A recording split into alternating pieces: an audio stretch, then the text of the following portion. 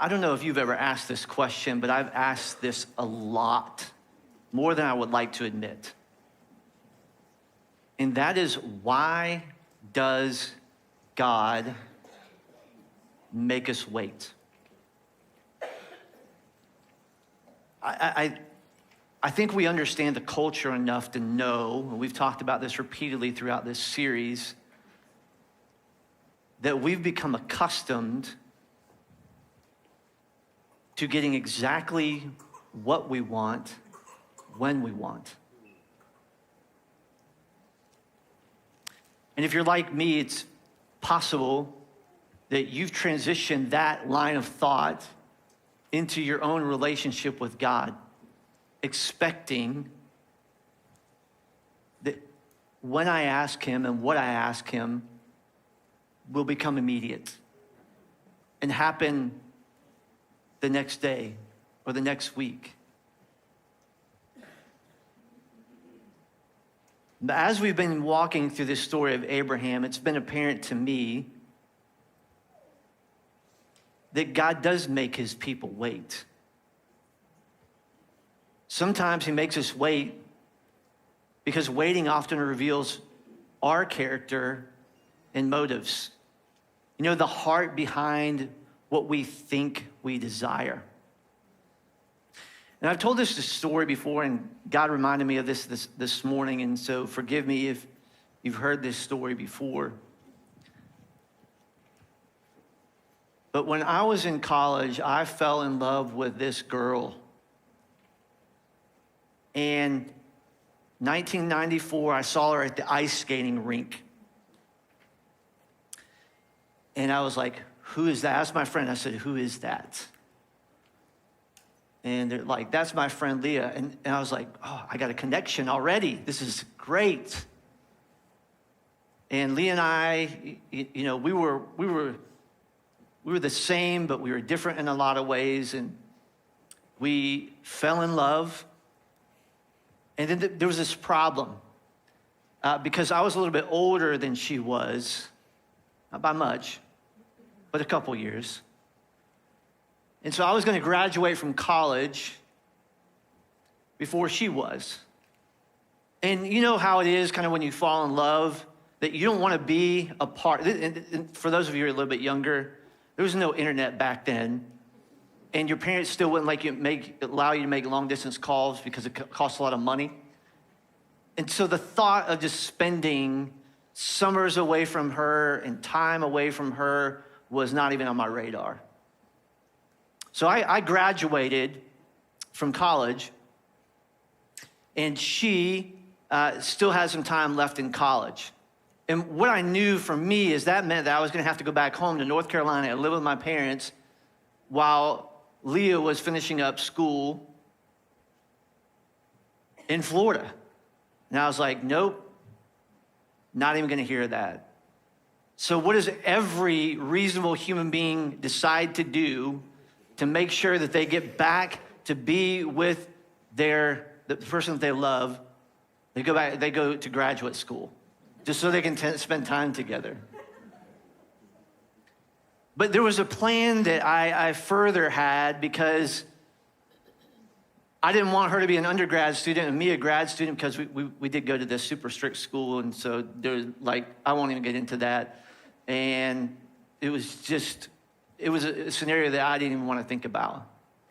So I tried to force my hand at a church I was interning in to get this job in Florida as the interim youth pastor, because that's what I was studying. Because I didn't want to go, I felt like I was ready to get married, ready to have a job.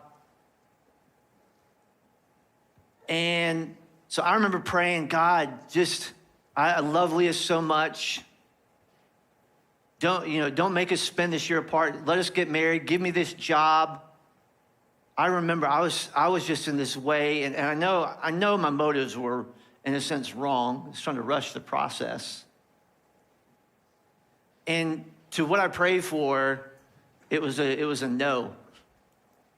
And so even though we were in the same state, at the same school, We spent a year, her in undergrad, me in grad school, and it was miserable. And I was pretty upset and frustrated because love does crazy things to you, doesn't it?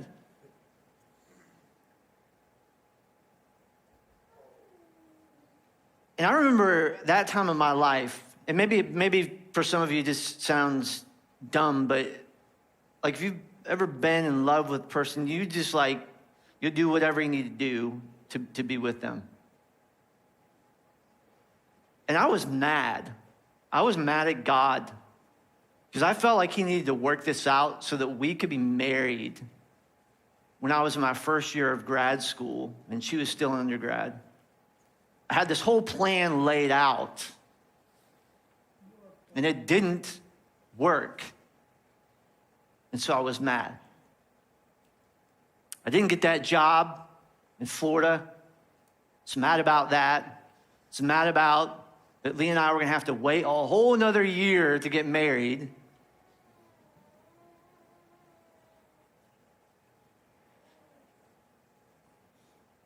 And then when we did get married, I went to graduate school for another year to finish out. And at the right time, we were ready to get married. And then at the end of that year, when grad school was up, our first year of marriage was up, God brought an opportunity into my life that wouldn't have been there the year before. And I spent a long time being mad about waiting. And I look back, just 29 years ago, that all this was transpiring. And now I'm really thankful that God protected me from the plan that I was trying to push through in the way that I felt like it needed to be pushed through. And I can see all along the way how God knew so much more than me. I could only see the right now, but God saw the whole picture. And for me, that meant waiting. Because waiting reveals our character and our motives, the heart behind what we think we desire. I think waiting also gives way to patience and dependence. You see, I really believe that the process is not wasted and allows us to hopefully and prayerfully cling to God rather than the ever-changing circumstances. And I really believe this, and I think this is something that every generation, but especially, if you consider yourself a part of the up-and-coming generation, so this is not exclusive to you, but waiting builds value.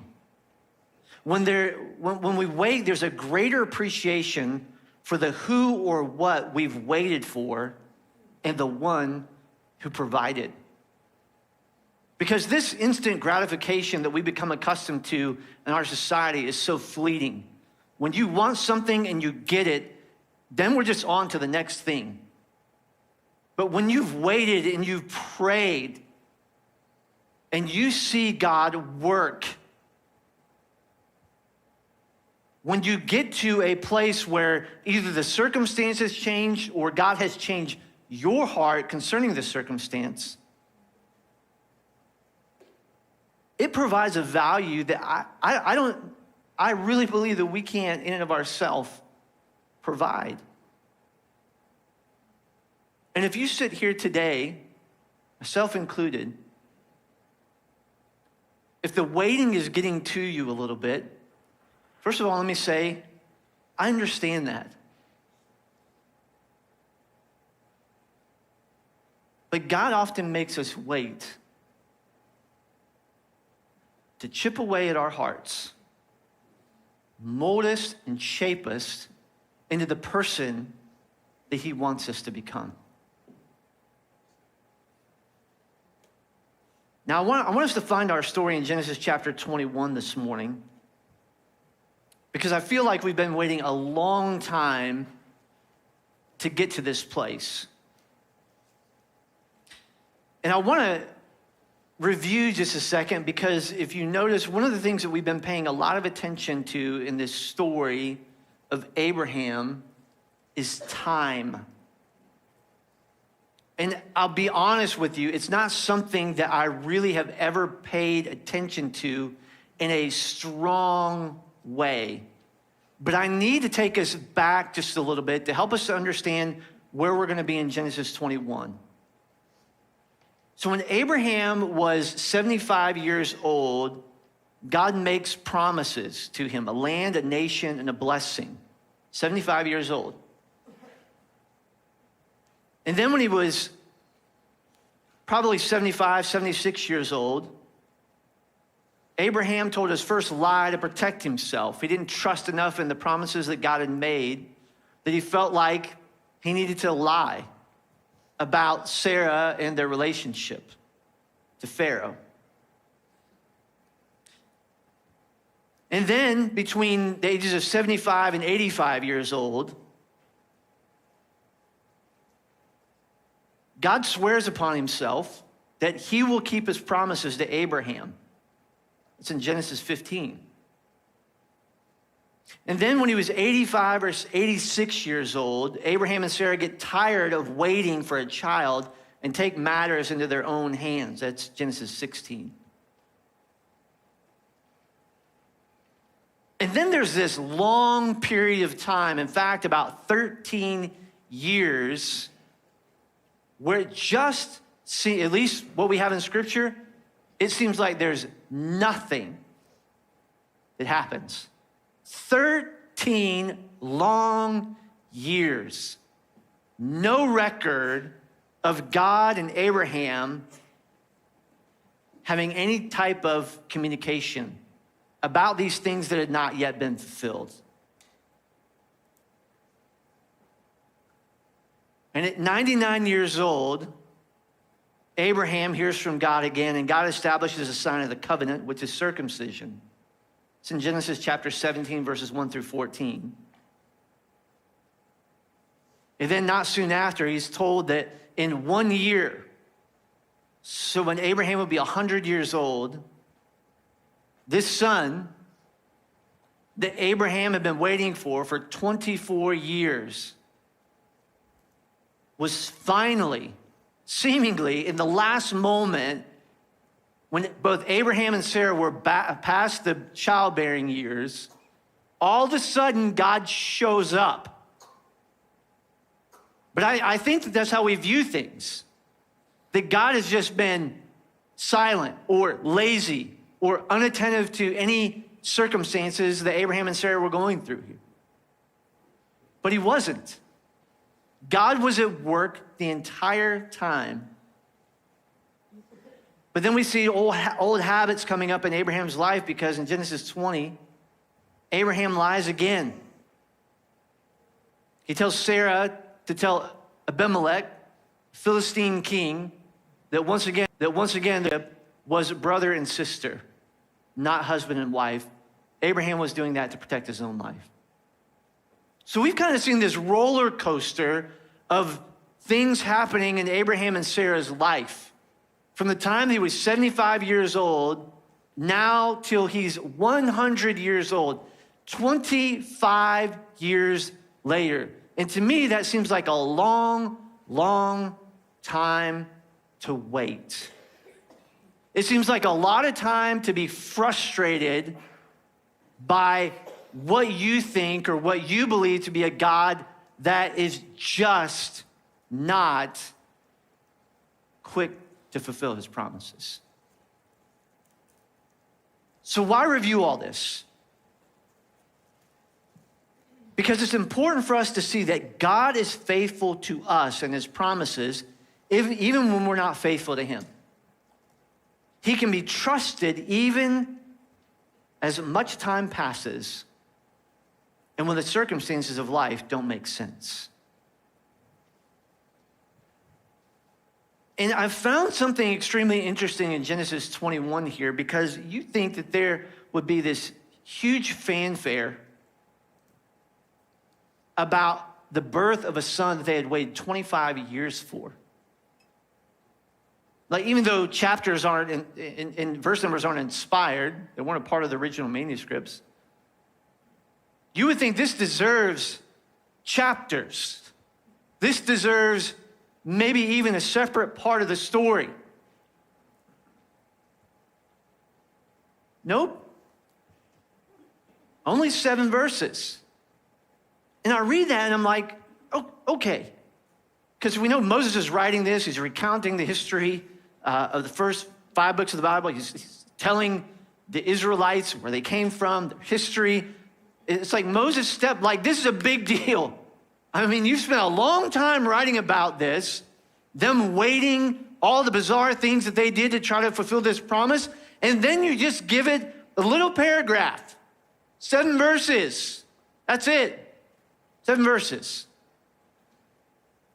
And then to see that the latter half of the chapter, where we're going at the end of the chapter, the more time is dedicated to telling that part of the story than the first part. So in Genesis 21, we're going to get to see 2 examples of God's provision and protection in the waiting. So let's start in verse 1. It says, indeed, I hope you'll spend some time like reading this when maybe sometime over the weekend or this coming week. It says, the Lord visited Sarah. And then these next 4 words are so imperative for us to understand. As he had said. The waiting, the 25 years, was not an issue for God. And whatever circumstance or circumstances that you're going through in your life, you may resent the waiting, but God was doing a work.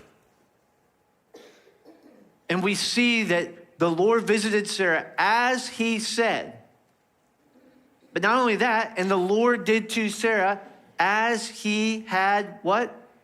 Promised. So I feel like there's a grab here throughout this story.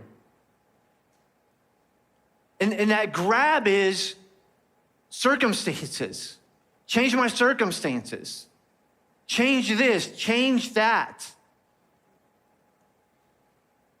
But what Moses writes as the Spirit moved him along to write concerning the story of Abraham and Sarah is that they and we can trust a God because he always does what he says, and he always does as he promises.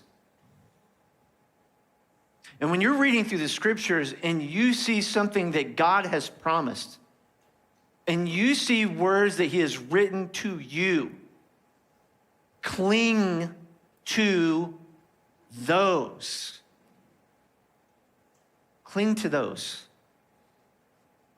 So what we see immediately is that God's words can be trusted. But in verse 2, we see something else. It said, and it's so matter of fact, and Sarah conceived and bore Abraham a son in his old age. I love that reminder. In fact, he's 100 years old, and 100-year-old people, even though he lived to 175, he was way past childbearing age. But Moses was just reminding the people about God. That in Abraham's old age that Sarah conceived. But notice the last couple words of verse 2. At the time of which God had spoken to him. You know what that says? It says to me is that God's timing is always perfect. Every single time. And in your life, God's timing is never off. It's always perfect to carry out his plan and his purposes. But so many times we look at it from our own perspective and we look at our circumstances and we wonder why. God, why won't the enemy let up? Or God, why won't you let this happen? Or God, why can't I change jobs? Or God, why won't you bring me somebody in my life that I can marry? Maybe some of you are waiting on that person. And in the waiting, it's difficult. But God's timing is always perfect in our lives. And it's so easy, yes, for those words to come out of my mouth. But if we trust that God knows what he's doing, then he will either deliver us or sustain us through it all. And it's according to his time, not ours. But look a little bit further into this. Verse 3, Abraham called the name of his son, who was born to him, whom Sarah bore to him, Isaac. And Abraham circumcised his son Isaac when he was 8 days old, as God had commanded him. Verse 5, just in case you forgot. Abraham was 100 years old when his son Isaac was born to him. What we have here is God's glory on display. Because when Abraham named his son Isaac, remember, do you guys remember what that name Isaac means? Laughter. But then look at Sarah, how she recognizes God's power and might on display. And this is a different Abraham and Sarah than from what we've seen. Verse 6. And Sarah said, God.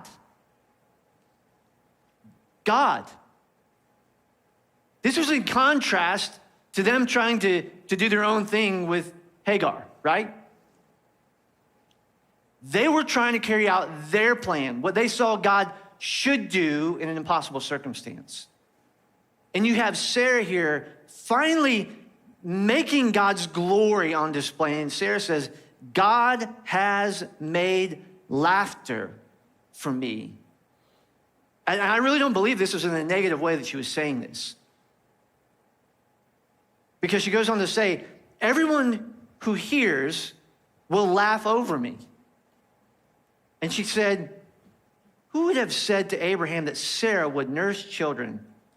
Yet I have borne him a son in his old age. You see, Sarah recognizes God's power and might on display here. The name of the baby means laughter. And Sarah says that God has brought laughter to her and that others will laugh with her. They will do so because she has conceived in an incredibly advanced age. So advanced that it seems impossible. Sarah says that this impossible act has happened precisely because God has kept his promise. And I say all that in this short paragraph to say to you and to remind myself that God has not forgotten or will not forget about his people. And maybe you sit here today and you hear what I'm saying, or you hear what the scriptures are saying, and you think, I don't know, Tom. It's been a long time. It's been a lot of waiting. It's even been a lot of praying, a lot of frustrations, a lot of disappointment, a lot of discouragement, a lot of fear, a lot of anxiety, a lot of just, I'm ready to be done with this.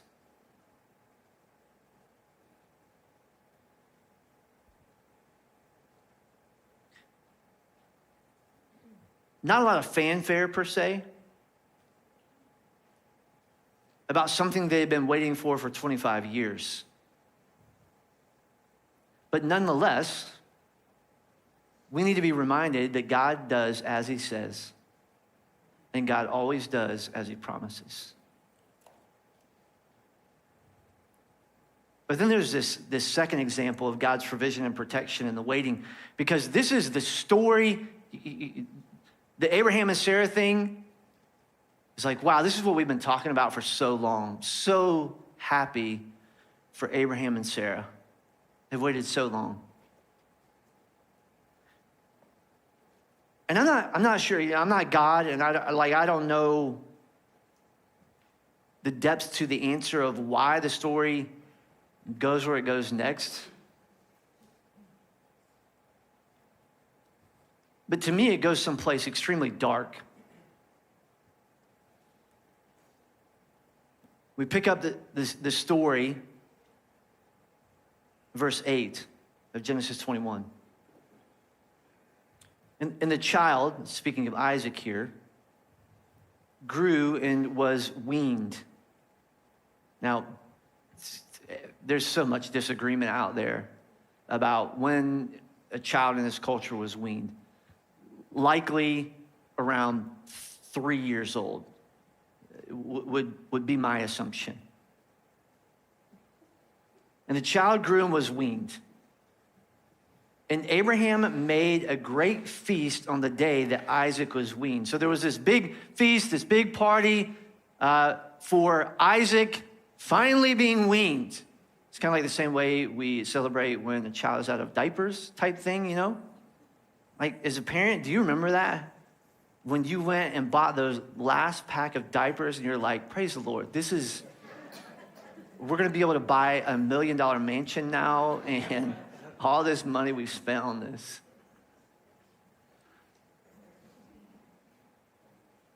So there's this great feast on this day that Isaac was weaned. But something happens here.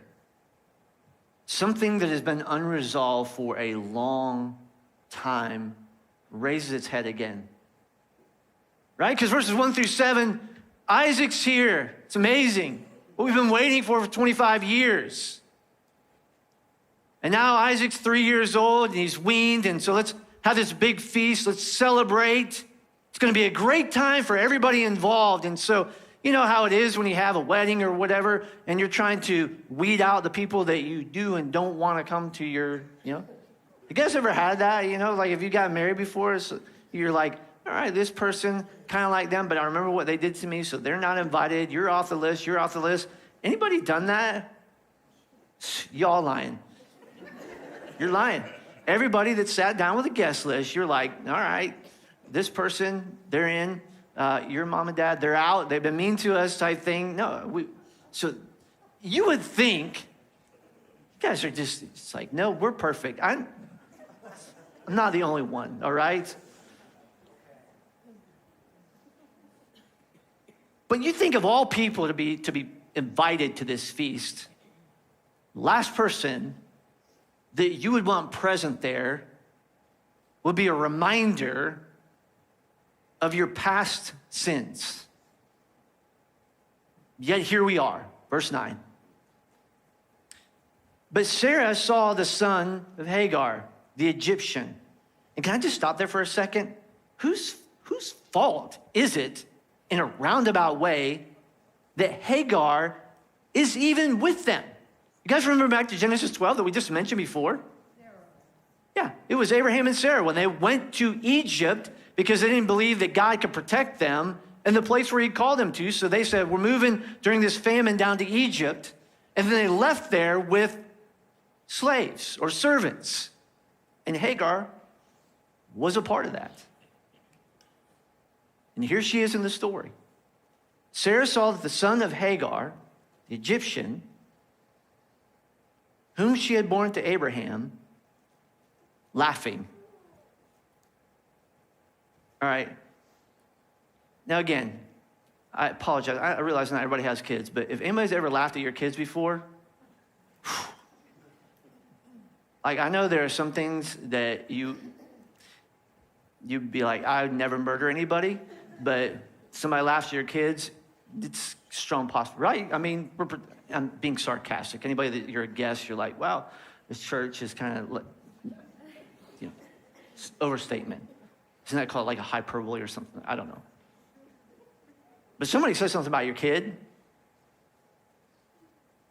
we're gonna have problems.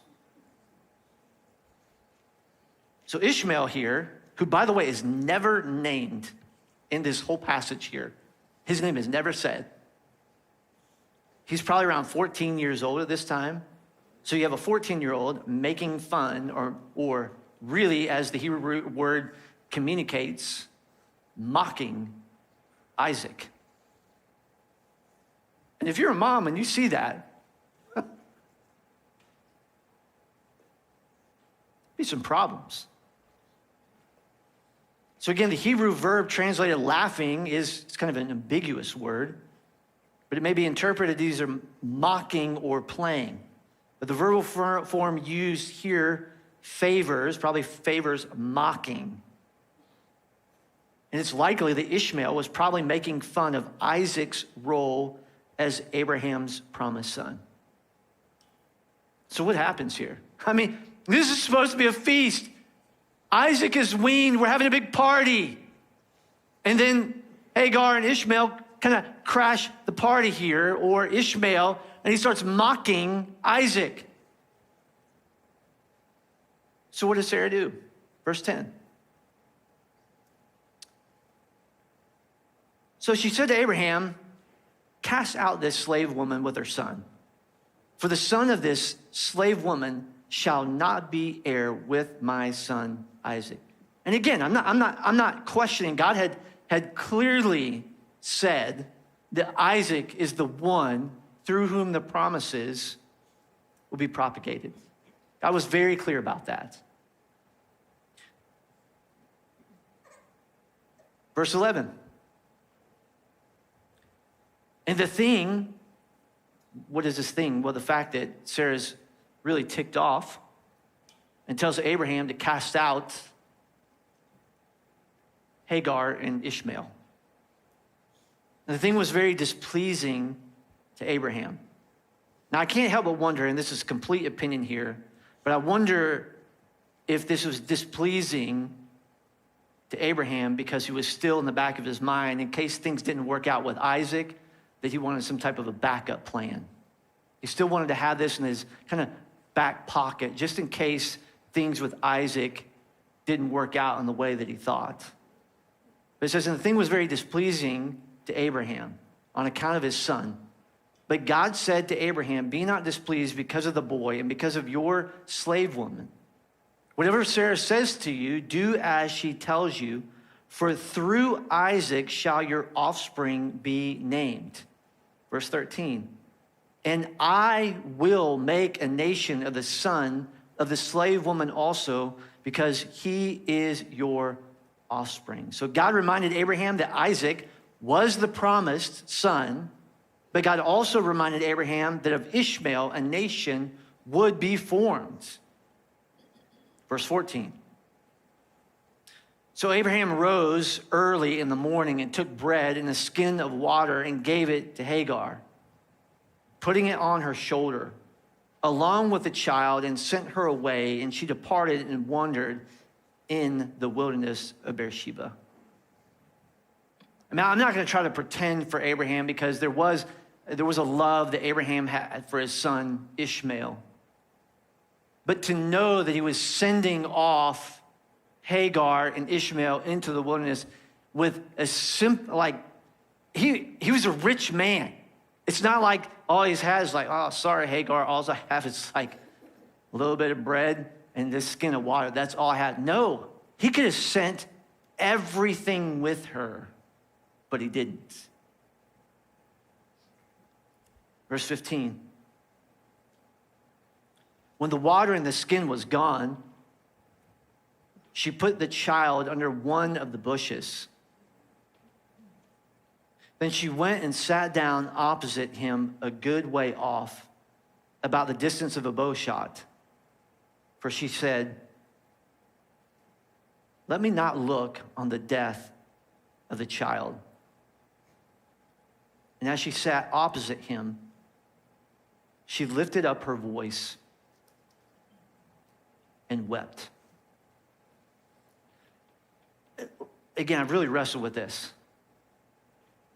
The 7 verses dedicated to something that we've waited 25 years to see fulfilled in Abraham's and Sarah's life. So why steal the story by throwing in this situation of Hagar and Ishmael?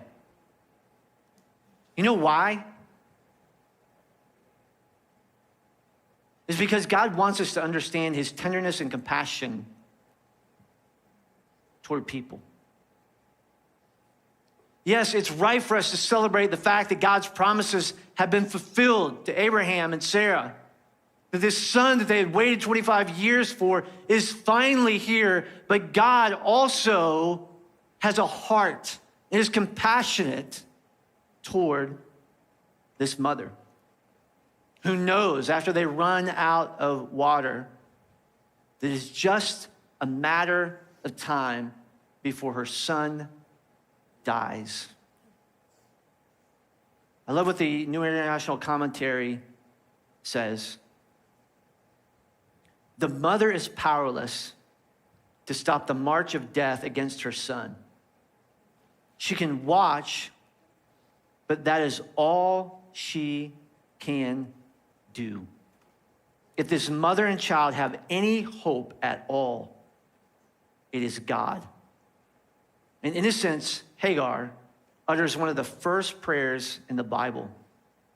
Do not let me see the child die. And God, in his tenderness and compassion, shows up for the brokenhearted. Verse 17. And God heard the voice of the boy.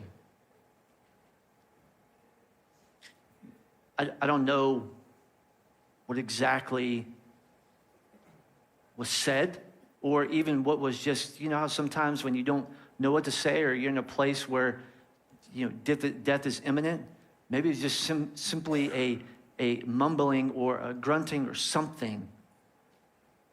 But God heard the voice of the boy. And the angel of God called to Hagar from heaven and said to her, and I love this, the question that this angel of God asks. What troubles you, Hagar? And what a deep question. What troubles you? It's not because God was ignorant, or this angel that he had sent to speak to Hagar had no idea what was going on. But he wanted Hagar to know, listen, I care about what troubles you. And I guess I ask you, myself, the same question today.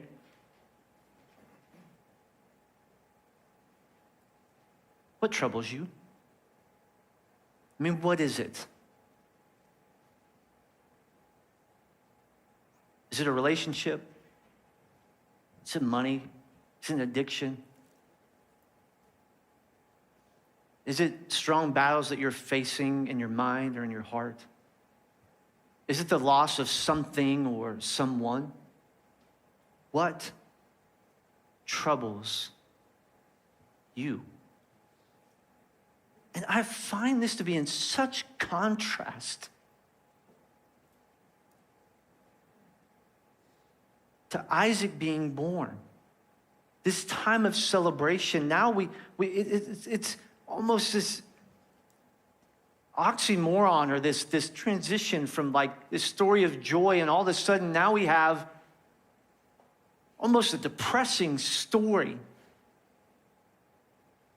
But it shows me, and maybe it shows you, that yes, God is there to keep his promises, but he's also there to reach down to the person that is troubled. So when this angel of God says to Hagar, what troubles you? He follows that up and says, fear not, for God has heard the voice of the boy where he is. In other words, he knows your situation. Verse 18, up, lift up the boy and hold him fast with your hand, for I will make him into a great nation.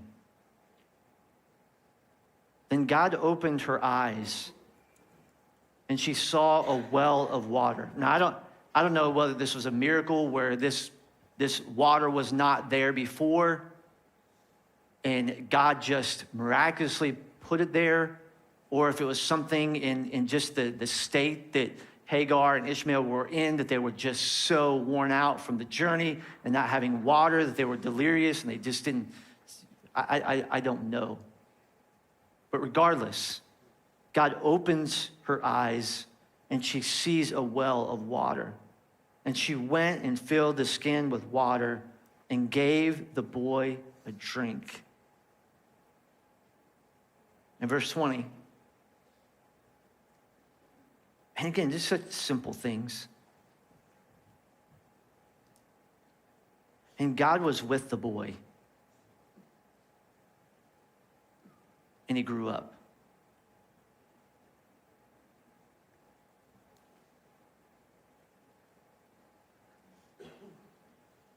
We can't miss here that God's messenger from heaven not only reassures Hagar as Ishmael's future, that from him would come a great nation, but also assures her that he'll be taken care of in the present, in the right now, just like God does for us.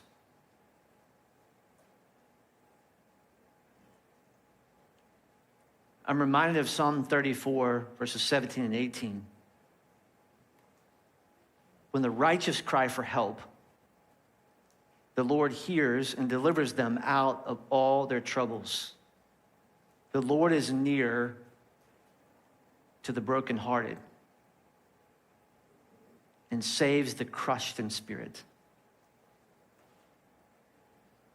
As we've talked about before, sometimes yes, that does mean the changing of circumstances.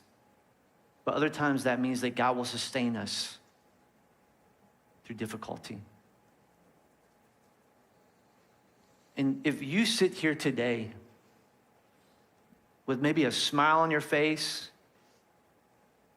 you're able to walk in and for 90 minutes and just put that smile on your face and everything's okay, I'm okay, my life's okay, but inside you know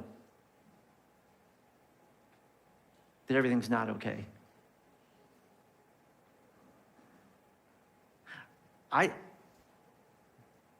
Again, maybe just opinion, but I believe that in Genesis 21, we have the heights, the mountaintop experience of Abraham, Sarah, the birth of this child, Isaac, that they've been waiting for so long for. But then we also see the God that's present in the wilderness, to the cast out woman,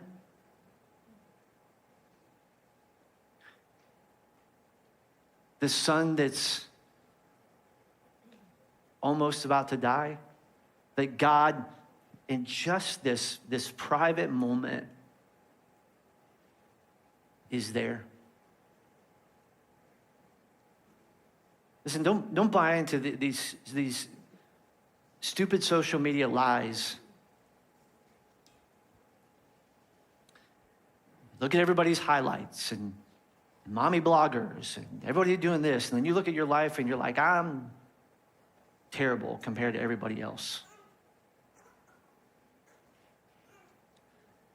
It's just not reality.